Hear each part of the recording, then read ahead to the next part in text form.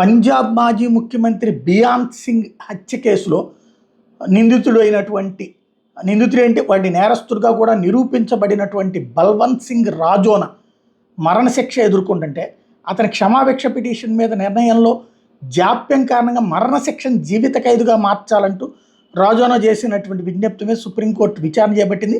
29 ఏళ్లుగా జైల్లో ఉన్న రాజోనా తీవ్రమైన నేరం చేసిన ఇప్పటిదాకా ఎందుకు అతనికి ఉరిశిక్ష అమలు చేయలేదని కేంద్రాన్ని ప్రశ్నించింది.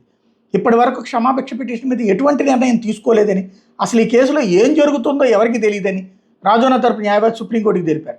దీని మీద విచారణ చెప్పిన ధర్మాసనం తాము ఉరిశిక్ష నిలిపివేయలేదు అని గుర్తు చేసింది. బల్వంత్ సింగ్ రాజోనాని ఉరి తీయకపోవడానికి బాధ్యులు ఎవరని కేంద్ర ప్రభుత్వాన్ని నిలదీసింది. విషయం చాలా సున్నితమైనందువల్ల క్షమాభిక్ష పరిశీలనలో ఉందని కేంద్ర న్యాయస్థానానికి తెలిపింది.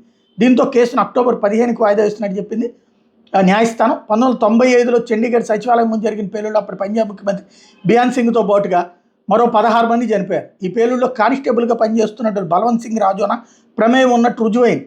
2007లో అతనికి ప్రత్యేక న్యాయస్థానం మరణశిక్ష విధించింది. దీంతో 29 ఏళ్లుగా రాజోనా జైలు శిక్ష అనుభవిస్తున్నాడు. తన క్షమాభిక్ష ప్రసాదించాలని 2012లోనే రాజోనా కేంద్రాన్ని ఆశ్రయించాడు. అప్పటి నుండి అతని పిటిషన్ పెండింగ్లోనే ఉంది. అంటే కాంగ్రెస్ గవర్నమెంట్ ఉన్నప్పుడే అయింది. ఈ క్రమంలో తన మరణశిక్ష ఎప్పటిదాకా అప్పుడు 12 అంటే ఇది 24, 25కి వచ్చిందంటే 13 ఏళ్ళు అయిపోయింది.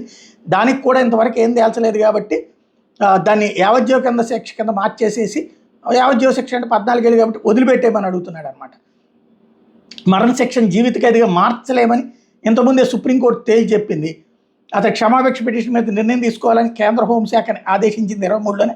ఇంకా ఎటువంటి నిర్ణయం తీసుకోకపోవడంతో ఈ ప్రశ్న వేసింది.